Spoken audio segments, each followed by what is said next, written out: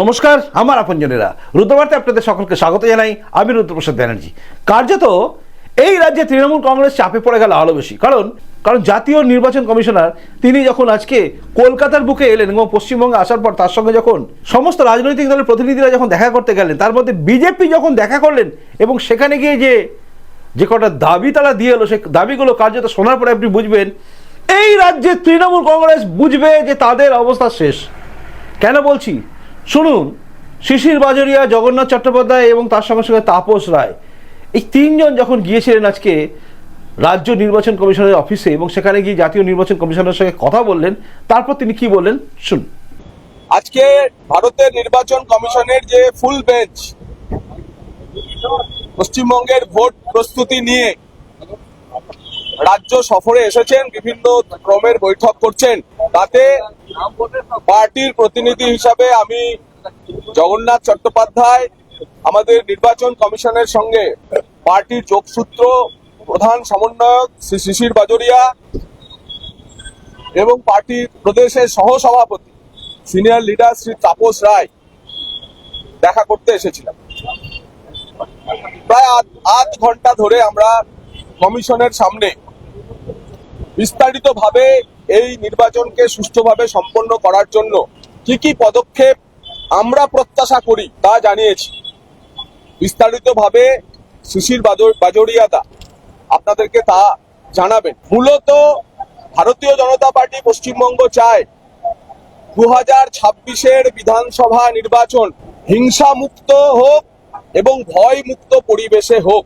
ভয় মুক্ত পরিবেশে হিংসা মুক্ত নির্বাচন সংগঠিত করার জন্য নির্বাচন কমিশনকে আমরা 16 দফা দাবিপত্র দিয়েছি এবং তার মধ্যে সবচেয়ে গুরুত্বপূর্ণ যে বিষয় তা হচ্ছে কেন্দ্রীয় বাহিনীর সদ্ব্যবহার। নির্বাচন কমিশন ফুল বেঞ্চ আসার আগেই পশ্চিমবঙ্গে প্রায় 40,000 কেন্দ্রীয় বাহিনী নামিয়েছে, কিন্তু রাজ্য পুলিশ যেভাবে কেন্দ্রীয় বাহিনীর ব্যবহার করছে বা কনফিডেন্স বিল্ডিং মেজার্স বা ভোটারদের যে তাদের মধ্যে গণতন্ত্র সম্পর্কে বিশ্বাস ফিরিয়ে আনার যে এক্সারসাইজ করছে কেন্দ্রীয় বাহিনী, তাতে আমরা অসন্তুষ্ট, সে কথা জানিয়েছি এবং নির্বাচন কমিশনেরই সেই কাজ তা পুনরুদ্ধার করা। যদি হিংসা মুক্ত ভোট এবং ভয় মুক্ত পরিবেশ তৈরি করতে হয়, তাহলে পশ্চিমবঙ্গ পুলিশ এবং এখানকার সরকারি অফিসারদের যে তন্ত্র কাজ করছে, যারা চায় না ভোটাররা বেরিয়ে এসে নিজের ভোট নিজের দিক, তাদের বিরুদ্ধেও কঠোর,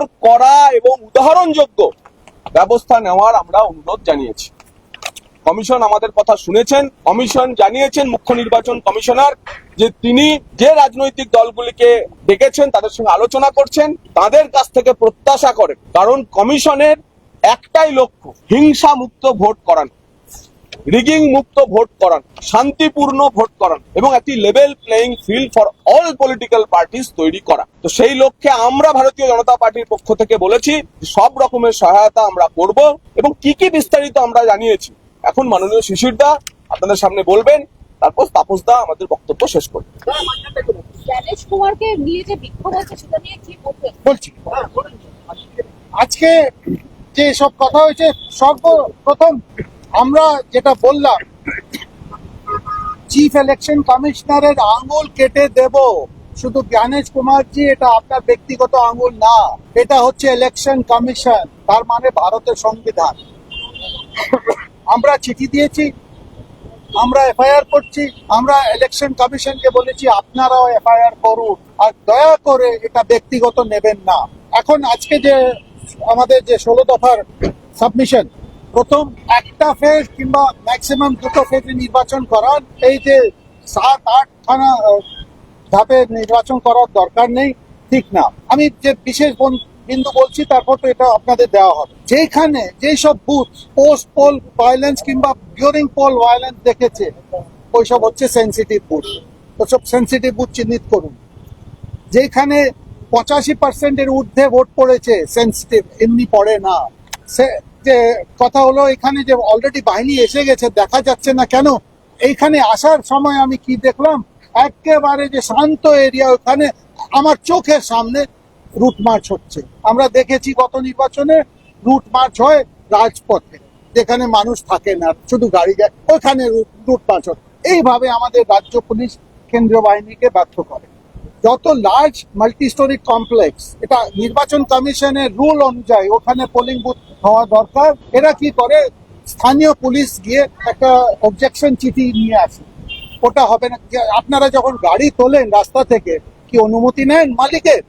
আপনার অধিকার আছে, আপনি গাড়ি তোলেন, আপনার অধিকার আছে ওখানে বুথ করুন, এটা আপনার নিয়মের মধ্যে। West Bengal police welfare organisation, কুখ্যাত সংগঠন, এটা নাম খুব ভালো নাম, West Bengal police welfare organisation. এটা কিছু না, এটা তৃণমূলের ফ্রন্টাল অর্গানাইজেশন। এইখানে এই রাজ্য, এখানে পুলিশের ভোটও লুট হয়, পুলিশের ভোট এইখানেই লুট হয়।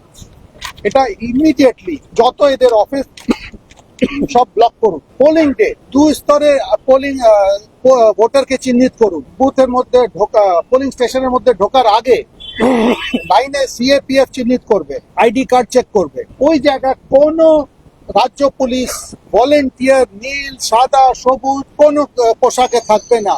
আর এই যে কিউ ম্যানেজমেন্টও চলবে না, কেন কিউ ম্যানেজমেন্টেই সব জ্ঞানাকল হয়। পোলিং অফিসার সেন্ট্রাল আর স্টেট অফিসারে 50-50 মিক্স করুন। মাননীয় তো নিজে বলেছেন, আমি আছি, আমি থাকবো, এরা তো বসন্তের কোকিল, এসে চলে যাবে। তো সোজা মেসেজ। তো আপনাকে এখানে মিক্স না করলে এটা হবে না। কন্ট্রাক্ট এমপ্লয়ি, টিচার হোক না রাজ্য সরকারের হোক, কোনো ইলেকশন ডিউটিতে আপনার ব্যবহার করবেন না। ওয়েবক্যাম প্রত্যেক পোলিং বুথে থাকতে হবে। আর যদি ওয়েবক্যাম কোনো কারণে বিভ্রাট হয় কিংবা বন্ধ করে দেওয়া হয়, ওখানে ইমিডিয়েটলি পোলিং বন্ধ হবে। আর যদি লম্বা সময়ের জন্য ওয়েবক্যাম বন্ধ থাকে, তাহলে রিপোল হবে ওই বুথ। গতবার কি দেখলাম, প্রায় 40% বেশি তো ক্যামেরা বন্ধ ছিল। আর একবার হয়েছিল যেটা আমরা আবার বন্ধ করে রাখা ছিল, ঠিক। আর এখন এইবার ওয়েবক্যামের অ্যাক্সেস প্রার্থীকে রেকগনাইজ জাতীয় পার্টি আর রাজ্য পার্টিকে দেওয়া উচিত, যেটা একবার হয়েছিল তারপর বন্ধ হলো। এটাতে মনিটরিং ভালো হয়। আর কাউন্টিং এর দিন আবার শুধু কেন্দ্র ফোর্স থাকবে আর কাউন্টিং অফিসাররা 50-50 মিক্সে হবে। আগে বলে নি আমারটা বাংলা শেষ করছিল। বেশি মানুষ এখনো পর্যন্ত রয়েছেন যারা বিচারাধীন অবস্থায় রয়েছে, তাদের জন্য আপনারা কি বলবেন? আপনারা শুনলেন, জগন্নাথকে শুনলেন, আমাদের শিশির বাজুরিয়াকেও শুনলেন। আমাদের দলের তরফ থেকে আমরা যেটা বলেছি, এই সরকার 2011 ক্ষমতায় আসার পর থেকে 2013 অনওয়ার্ড যত ইলেকশন হয়েছে, সে ত্রিস্তর পঞ্চায়েত হোক, পুর নিগম হোক, পুরসভা হোক, বিধানসভা এবং লোকসভা হোক, গণতান্ত্রিক পদ্ধতিতে বন্দোবস্তে হয়নি। ভয় সন্ত্রাস, ভয় ভীত করে নির্বাচন হয়েছে। তাই গণতন্ত্রকে এখানে পুনরুজ্জীবিত করা, পুনরুদ্ধার করার কাজ কিন্তু ইলেকশন কমিশন অফ ইন্ডিয়া। এখনো মমতা ব্যানার্জি এবং তার সাঙ্গপাঙ্গরা ওপেন, তারা অ্যাবিউজ করছে, থ্রেট করছে। যে কথা আপনাদের শিশির বাজুরিয়া বললেন, যে বলছে আঙুল কেটে নেবো। আরে এই আঙুল কাটা মানে তো সংবিধানের আঙুল কাটা, 140 কোটি মানুষের আঙুল কাটা। মানে এই যে আস্পর্ধা, এই যে জায়গায় পৌঁছেছে, আর যে সেটা প্রিভেইল করছে, তারপরে তো মমতা ব্যানার্জি থ্রেট করছে, আমি থাকবো। কে থাকবে সে ওপরওয়ালা দেবতা জানে আর গণদেবতা জানে। উনি বলছেন, প্রশ্ন হলো যে সেটা উনি করেছেন, general administration and police administration, এইগুলোকে রেখে, এবং বিগত দিনে যাদের মনে করেছিল ইলেকশন কমিশন যে এরা বায়াসড, এরা প্রেজুডিসড, তাদেরকেও, সেই সমস্ত নামগুলোকেও আনতে হবে এবং তাদেরকেও রেখে নির্বাচন করা যাবে না। সুতরাং প্রথম এবং শেষ কথা হলো ভারতীয় জনতা পার্টির তরফ থেকে যে আমরা হিংসা মুক্ত, ভয় মুক্ত, ফ্রি, ফেয়ার, পিসফুল, শান্তিপূর্ণ নির্বাচন চাই। এই বাংলার মানুষও সেটা চায়, সর্বত্র যেন সেটাই হয়। আমাদের প্রত্যাশা মুখ্য নির্বাচন কমিশনের সঞ্জু 1 মিনিট, মুখ্য নির্বাচন কমিশনের কাছে আমাদের যে দাবি দেওয়া ছিল সেগুলো এখনো রয়েছে, সেগুলো যে নেই তা না। ইন রিগার্ড টু ফর্ম 7ও রয়েছে।